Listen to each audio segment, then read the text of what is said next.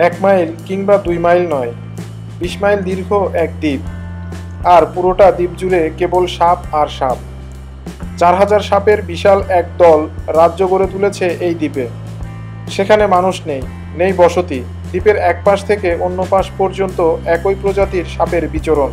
তাই দ্বীপের নামকরণ করা হয়েছে সাপের দ্বীপ। যদিও এই দ্বীপের কেতাবি নাম আইলা দা কুইমাদা গ্রানাদে। দ্বীপটি অবস্থিত আমাজন সংলগ্ন ল্যাটিন আমেরিকার সবচেয়ে বড় দেশ ব্রাজিলের সাও পাওলো সমুদ্র উপকূলে। সাও পাওলো উপকূলে সোনালী তীক্ষ্ণ আকৃতির মাথা সদৃশ এই সাপের বসবাস। বোথরোপস ইনসুলারিস নামের এই সাপ কেবল এ অঞ্চলেই বাস করে। সাধারণ বিষধর সাপের চেয়ে প্রায় 5 গুণ বিষধর এই সাপ পৃথিবীর সবচেয়ে বিষধর সাপ হিসেবেও স্বীকৃত। এরা আকাশে উড়ন্ত পাখিকে ছো মেরে মুহূর্তে বিষের সাহায্যে নিস্তেজ করে খেয়ে ফেলতে পারে। এদের বিষ এতই ভয়ানক যে মানুষের মাংসকে মুহূর্তে গলিয়ে ফেলতে পারে। কথাটি রূপকথার মতো শোনালেও বিশ্বের সবচেয়ে ভয়ঙ্কর ও বিষধর এই সাপের অস্তিত্ব রক্ষায় ব্রাজিল সরকার এই দ্বীপে মানুষের প্রবেশে নিষেধাজ্ঞা জারি করেছে। যদিও অনেকেই এর আগেই বোকামি করে এই দ্বীপে গিয়েছেন। বোথরোপস ইনসুলারিস সাপ দেখতে উজ্জ্বল হলুদাভ ও বাদামি বর্ণের।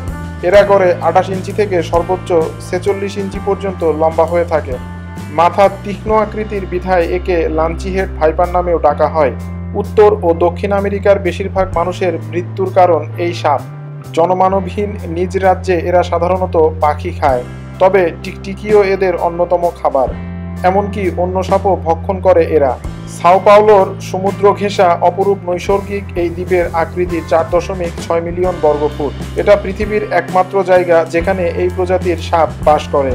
সাপের এই রাজ্যে জনমানবের বাস না থাকলেও প্রতি বছর সাপের ওপর গবেষণা করতে কিছু বিজ্ঞানীকে সেখানে যাওয়ার অনুমতি দেওয়া হয়।